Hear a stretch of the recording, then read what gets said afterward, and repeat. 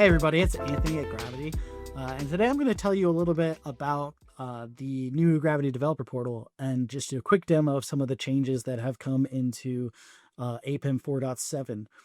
And in this version here, what I've done is I've created a portal for a fictional company called Lender Data, which is a fictional company that sells data to financial institutions making lending decisions.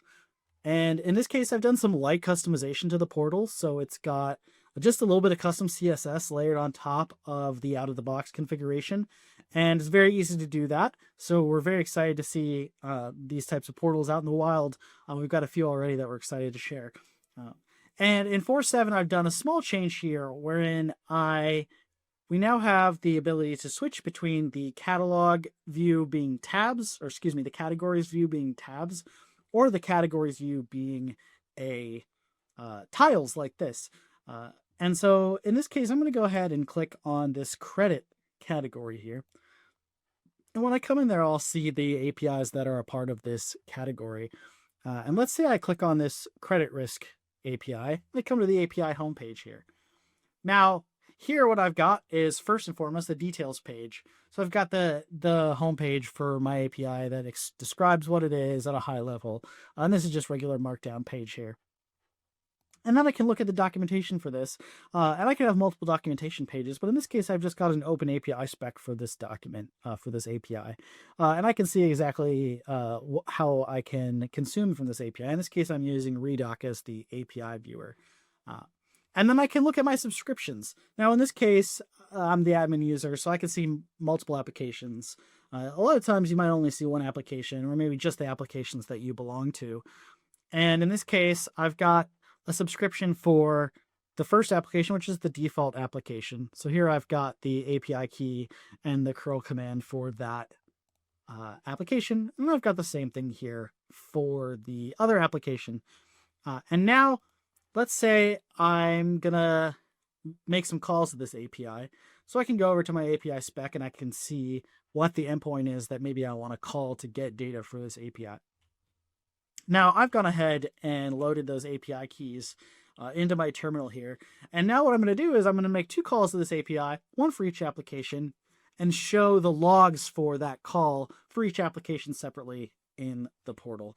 So let's go ahead and make a call with that first API key. When I do that, I'll get a response back. And then I'll do the same for the other API key representing the other application, and I'll get a response back.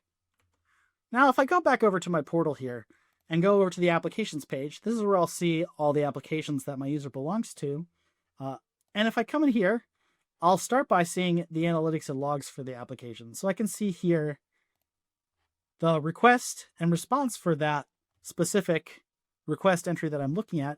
I can see the headers that were sent and the request and the response, and I can also see the body that was returned for that request. Now, you can configure what you actually show here when you configure logging for the API, but in this case, I've just got everything logged here. So I've got the request and the response.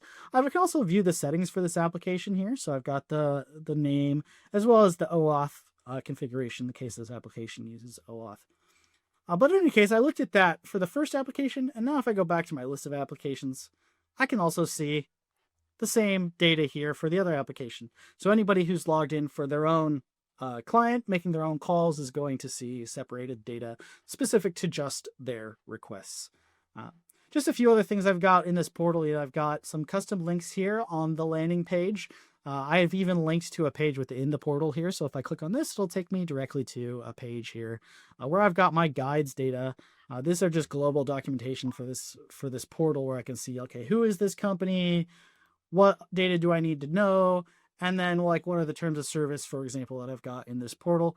And I've also got links up here at the top. So these three catalog guides and applications are there by default, but I can also put a custom link here, for example, to my support portal if I use Zendesk, for example. So that's just a quick walkthrough of the new developer portal. And we look forward to seeing what our customers are doing. Thanks.